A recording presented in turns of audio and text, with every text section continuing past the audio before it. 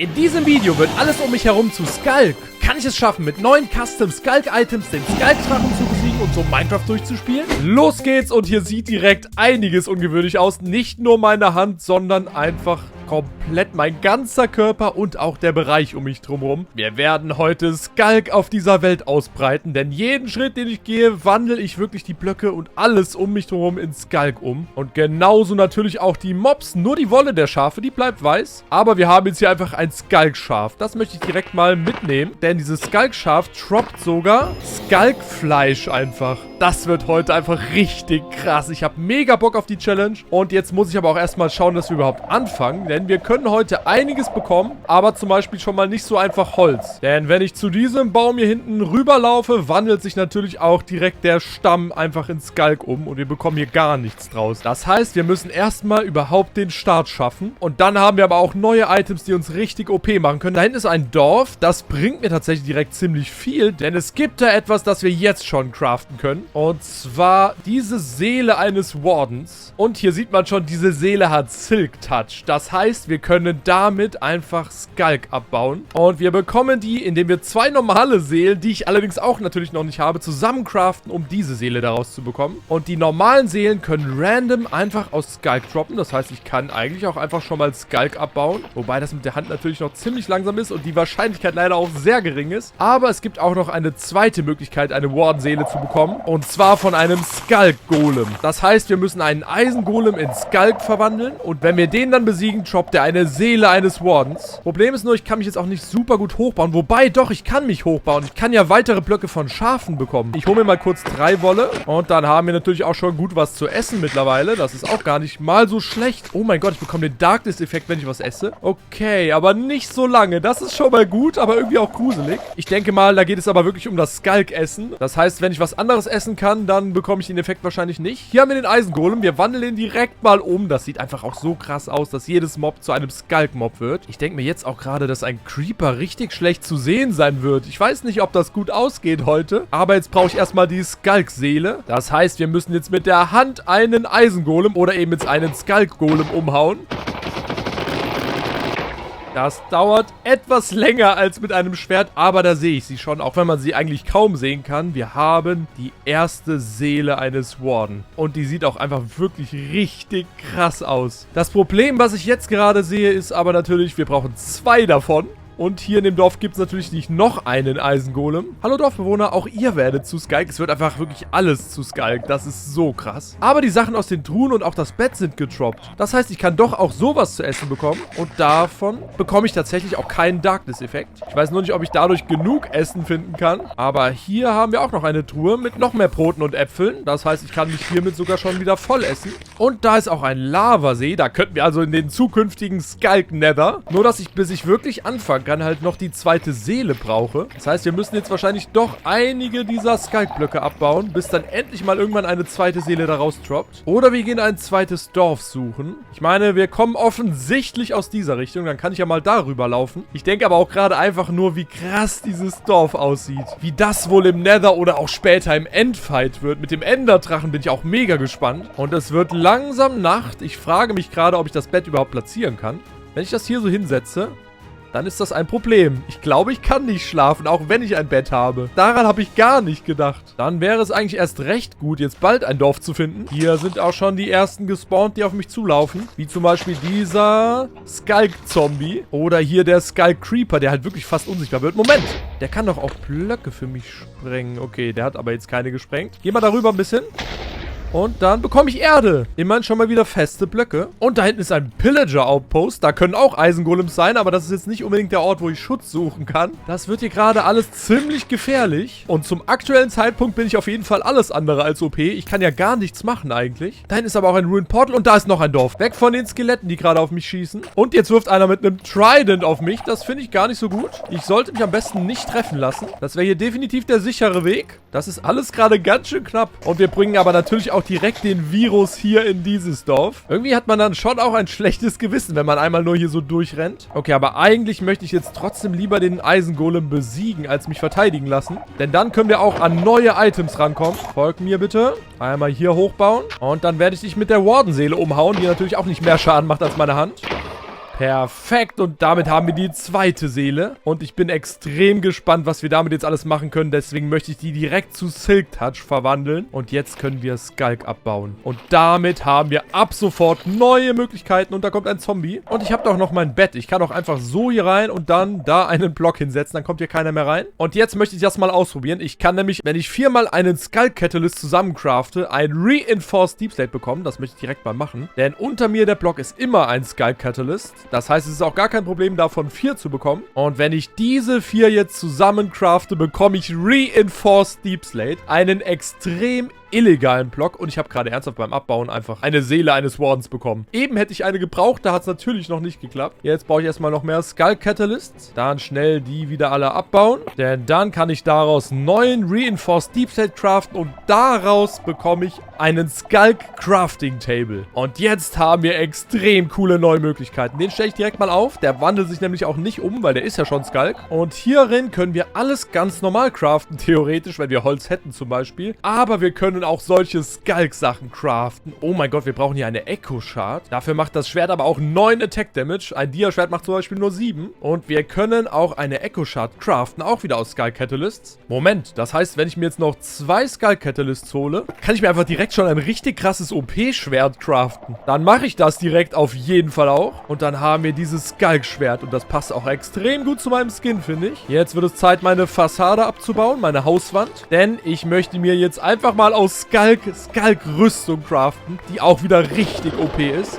Oh mein Gott, der Sound war auch schon mega nice. Und dann schlage ich vor, wir machen daraus jetzt einfach direkt eine komplett vollständige Rüstung. Noch der Helm und die Hose. Und dann sind wir Full Skulk. Und jetzt kann ich mich auf jeden Fall schon deutlich besser wehren. Außerdem können wir heute noch ein Wardenhorn craften. Dafür brauchen wir allerdings auch erstmal ein Horn überhaupt. Aber wir haben ja eben den Pillager Outpost gesehen. Vielleicht muss ich da doch mal vorbeischauen. Dann würde ich mal sagen, wird das unsere nächste Mission. Und dann laufen wir mit unserem Skulk-Schwert und unserer Skulk-Rüstung, die extrem cool aussieht, zum Pillager Outpost drüber. Und ich schaue mir natürlich auch noch das Ruined Portal kurz an. Und ich sehe jetzt schon, Obsidian wird nicht ersetzt. Aber die Truhe wird natürlich ersetzt. Ich möchte die Sachen haben. Ein Feuerzeug und auch eine Goldrüstung. Wenn ich die einfach mal anziehe, sieht ja richtig komisch aus, oder? Einfach mal so Skulk mit einer Goldrüstung. Sieht überhaupt nicht cool aus, finde ich. Da finde ich das doch deutlich cooler. Aber wenn Obsidian nicht verwandelt wird, ist das wirklich mega gut. Okay, ich sollte nicht drauflaufen, dann wird es doch verwandelt. Das heißt aber, ich weiß jetzt schon mal, wie wir in den Nether kommen können. Denn das Feuerzeug haben wir ja zum Glück auch schon bekommen. Da hinten ist der Pillager Outpost. Ich hoffe, wir finden da ein Goathorn. Und hier hätten wir sogar auch noch einen Eisengolem, der ab jetzt ein Skulk-Golem ist wahrscheinlich. Ich gucke mal kurz rein. Ja, das ist ein Skulk-Golem. Den kann ich eigentlich mal freilassen, denke ich gerade. Denn hier müssten doch eigentlich auch Skulk-Pillager rumlaufen. Da ist einer. Und ich habe natürlich auch keinen Schild. Aber dafür habe ich ein ziemlich gutes Schwert. Dann laufen wir mal den Turm hoch und wandeln hier alles um. Und dann droppen wir auch direkt schon die Truhe. Hier ist Holz drin. So kann ich einfach an Holz kommen. Habe ich auch ein Horn bekommen? Ich habe eins. Wir haben ein Goathorn. Das heißt, wir können uns auch ein Wardenhorn craften. Und das mache ich auch einfach jetzt sofort. Das Goathorn in die Mitte. Einmal Skulk drumherum war das? Nein, war es leider nicht. Dann brauche ich wohl erstmal noch Skulk Catalysts. Denn das waren dann, meine ich, die Echo Shards. Und das klappt. Damit haben wir das Wardenhorn, was auch 10 Attack Damage macht. Wie genau benutze ich das? Oh mein Gott. Ich kann damit diesen Sonic Beam machen. Okay, das ist krass. Ich probiere es mal an den hier unten. Und das macht auch noch Knockback, aber hat dafür ein bisschen Cooldown. Oh mein Gott, habe ich den weggehauen. Das ist schon sehr cool. Und hier kommt jemand hoch. Ich habe dich gar nicht gesehen, einfach mal. Weg mit dir. Da kommt direkt der nächste nach. Aber ich habe ein Skulk-Schwert, mit dem ich jetzt auch diesem Golem hier helfen werde. Und es wird schon wieder Nacht. Ich kann immer noch nicht schlafen, aber wir haben dafür eine extrem gute Rüstung. Ich überlege gerade, ich kann auch Mobs anzünden, damit ich mal richtiges Essen bekomme. Zum Beispiel dieses Skulk-Schwein kann ich auch einfach mal so anzünden. Und dann bekomme ich Cooked Porkchop, aber als Skulk-Variante. Und das sieht tatsächlich auch ein bisschen anders aus. Das sieht fast verzaubert aus, finde ich. Aber ich glaube, das ist unser Weg heute mit Essen. Oh mein Gott. Jetzt wird es auch langsam gleich schon wieder morgen. Ich habe schon mal einiges an Essen. Das heißt, wir können gleich in den Nether gehen. Ich denke jetzt aber gerade auch, ich brauche noch ein paar Strings. Denn wir können heute damit etwas craften. Dann warten wir noch kurz, bis hier alles anfängt zu brennen. Der Mond geht langsam unter. Und dann wird es Zeit, jetzt einen Bogen zu craften. Und zwar ganz normal aus Echo Shards und den Strings bekommen wir einen Echo Shrieker. Ich kann den ohne Pfeile aufladen. Okay, das ist mega cool. Dann kann ich damit einfach auf Mobs schießen. Und ich glaube, der macht richtig gut Schaden. Das heißt, ich kann jetzt Mobs anzünden und dann einfach mit dem Bogen abschießen. Das ist so cool. Und dann folge ich aber auch mal wieder meinem Weg da hinten und laufe rüber zum Lavasee und wir gehen gleich in den Nether. Da hinten ist unser erstes Skalkdorf. Und dann sollte doch hier hinter irgendwo im Wald, da ist der Lavasee. Perfekt. Und ich glaube, Lava wird genauso wie Wasser nicht umgewandelt. Dann crafte ich mir jetzt mal einen Eimer. Oder macht es vielleicht Sinn, mir eine Skalk-Spitzhacke zu craften und damit vielleicht das Obsidian abzubauen? Die hat nämlich auch mehr Attack Damage als eine Diamantspitzhacke. Ich könnte mir vorstellen, dass das sogar funktioniert. Ich möchte es auf jeden Fall ausprobieren. Dann brauche ich wieder Catalyst. Und dann probieren wir einfach mal die Skalk-Spitzhacke aus. Die sieht auch mega cool aus. Und ich bin auf meine Werkbank draufgesprungen und habe sie umgewandelt. Das ist gar nicht gut. Kann ich damit vielleicht die Blöcke auch einfach so abbauen? Nee, sieht jetzt nicht unbedingt so aus. Die sind dann einfach weg und damit ist meine Werkbank kaputt. Und die Werkbank ist extrem teuer, denn ich muss 16 Mal so langsam einen Block abbauen. Während ich hier die 16 Skalk Catalysts abbaue, würde ich mich sehr freuen, wenn du einfach schon mal den Kanal abonnierst, um keine weiteren solcher Challenges mehr zu verpassen. Und lass doch auch gerne ein Like da, wenn du solche weirden Ideen genauso feierst wie ich. Jetzt haben wir auf jeden Fall gleich genügend für eine neue Werkbank und können dann gleich in den Nether gehen. Also wieder Reinforced Deep Slate craften. Auch das fühlt sich richtig komisch an und damit haben wir wieder die Werkbank. Dann brauche ich jetzt einen Eimer und ich könnte ja trotzdem erstmal ein Portal ganz normal hier hingießen. Perfekt. Und jetzt lasse ich einfach noch hier Wasser drüber fließen und probiere meine neue Spitzhacke aus. Ich hoffe einfach, dass das klappt. Und da wurde Obsidian getroppt. Da nehme ich mir direkt noch mehr mit und wir haben direkt einfach ein Rückportal. Jetzt ziehe ich mir eine schöne Goldrüstung an und dann zünde ich das Portal an und jetzt muss ich aufpassen, dass ich nicht auf den Block trete. Und ich esse noch was, wir machen es schön dunkel und dann gehen wir rein in den Nether. Hallo Nether. Und ich habe das Portal direkt kaputt gemacht. Und hier sind wir in einem Basalt-Delta oder jetzt natürlich auch in einem Skalk-Delta. Aber da können wir direkt mal rauslaufen in ein angenehmeres Biom. Ich rüste jetzt auf jeden Fall mal meine ganzen Tools richtig aus. Und dann machen wir uns jetzt mal auf den Weg, eine Festung oder natürlich auch gerne einen Warp Forest suchen. Ich könnte aber auch mal ein Boot gebrauchen. Und wir haben ja sogar Holz. Das ist perfekt. Dann kann ich mir einfach ein Boot craften. Und ich hoffe einfach mal, dass das nicht umgewandelt wird. Und ich crafte mir auch direkt noch einen Schild. Wie gut ist das denn? Das kann mir auf jeden Fall auch gut weiterhelfen im Nether. Das Boot wird nicht umgewandelt. Ich kann damit einfach hier runterfahren. Und wir haben ja auch schon den ersten Skalk Enderman. Dann steig du gerne direkt mal ins Boot ein. Und da haben wir auch direkt die erste Enderperle. Und da ist ein Warp Forest. Ich schaue nochmal, ob wir von da hinten auch darüber kommen. Etwas über Umwege, aber das sieht hier tatsächlich besser aus. Da sehe ich auch schon einen Enderman. Dann machen wir hier direkt weiter mit den Enderperlen. Und das war vielleicht keine so gute Idee. Ich dachte, das wäre cool, wenn ich das mit dem Horn mache. Aber ich glaube, durch das Knockback sind jetzt der Enderman und aber auch mein Boot komplett weggeflogen. Und ich habe keins mehr. Und ich habe auch noch meine Skalk-Werkbank vergessen. Okay, wir kriegen das schon irgendwie wieder hin. Ein bisschen Reinforced Deep Slate und dann eine neue Werkbank. Und nochmal Holz verschwenden.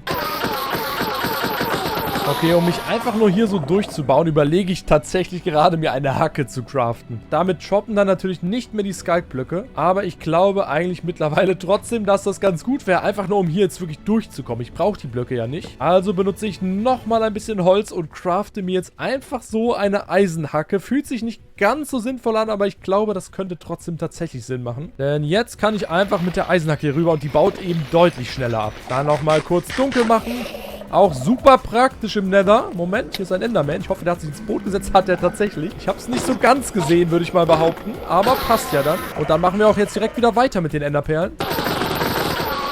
Damit haben wir 12. Ich hätte aber gerne noch 13 oder vielleicht sogar 14. Perfekt. Und jetzt mache ich mich dann mal auf den Weg, eine Festung suchen. Oder wenn hier gerade mal noch ein Enderman daneben steht, dann gucke ich auch, ob ich die 15. noch kriegen kann.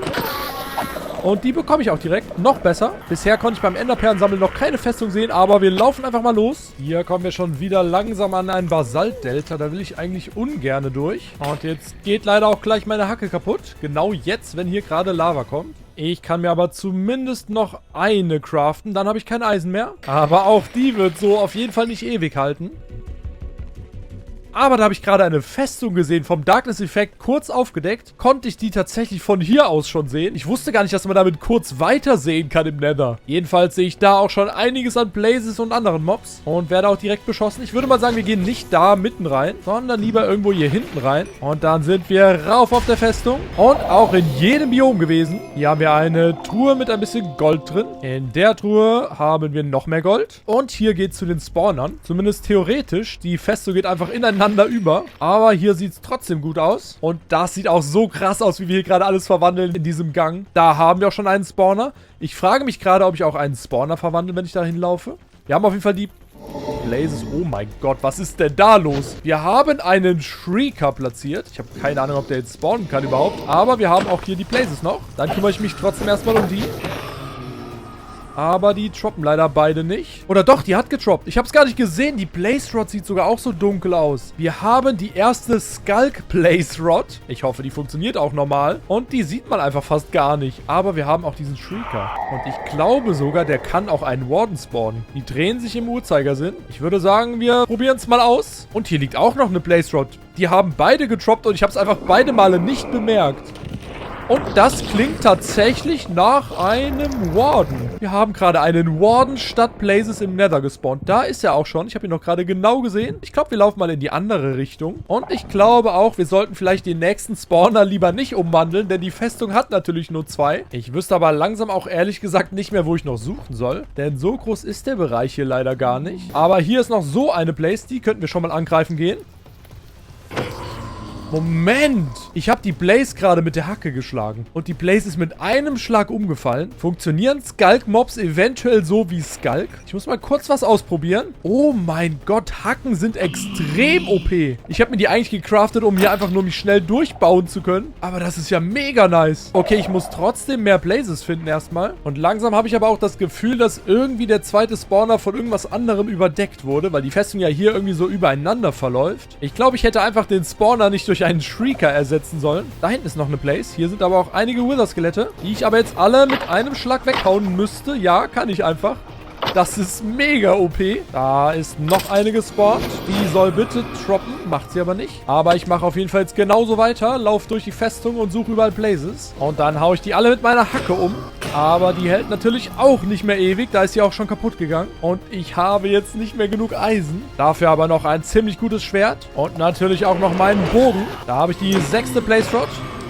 Und die 7. Das reicht auf jeden Fall. Und ich muss ja gar nicht zurück zum Portal laufen. Wir haben ja unser Obsidian. Das heißt, ich kann mir einfach mal hier ein Portal bauen. Und dann gehen wir wieder vorsichtig, ohne aufs Obsidian zu treten, ins Portal und raus aus dem Nether. Zurück in die Overworld. Und wir haben auch hier natürlich wieder direkt das Portal kaputt gemacht. Und es regnet einfach. Jetzt wird es aber erstmal Zeit, die Skulk Blaze Rods auszuprobieren. Okay, das klappt. Ich bekomme einfach Skulk Blaze Powder. Und damit dann hoffentlich 8 Enderaugen. Perfekt.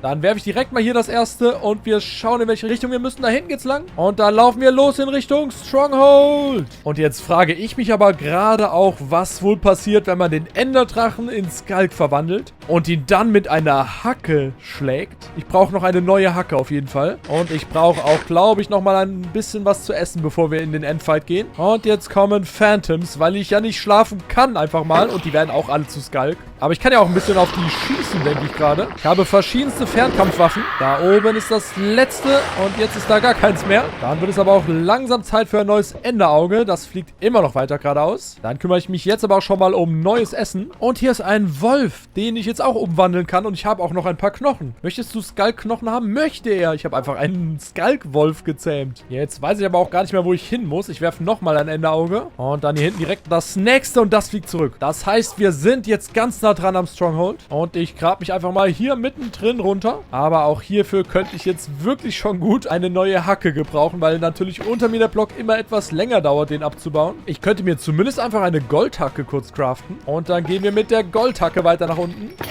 Eine weniger, aber hier ist auch eine kleine Höhle, aber nicht wirklich groß tatsächlich. Ich crafte mir mal direkt noch eine und dann geht es weiter nach unten.